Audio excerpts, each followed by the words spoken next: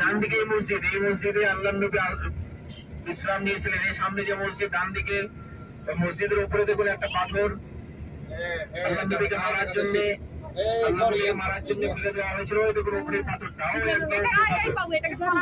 পাথরটা ওই অবস্থা দিয়ে আছে। এটা হচ্ছে আল্লাহ নবী বিশ্রাম নিয়েছিলেন এখানে বিশ্রাম নিয়েছিলেন। ওই দেখুন উপরে একটা পাথর ঝুলছে, দেখেছেন পাথর ঝুলছে, ওইটা আল্লাহ নবীকে ফেলে দিয়ে মারার চেষ্টা করেছে। ওই পাথরটা ওইভাবে আছে।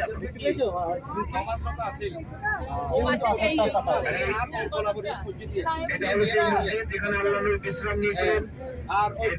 ওই কোন পাথর? এইটা যেটা ছিল ঢুকতে দেয় না, সেই মসজিদ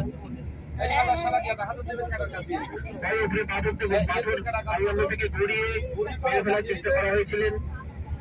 এই সেই মসজিদ দেখা যাচ্ছে ডান সাইড উপরে একদম পাথরটা দেখছেন, একদম উপরে এখানে আল্লাহ নবী বিশ্রাম এটা মসজিদ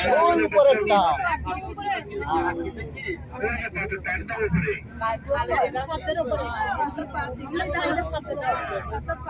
আল্লাহর কুদরতে পাথর এসে ফেলে গিয়েছিল। আল্লাহ নবী অক্ষত ছিলেন।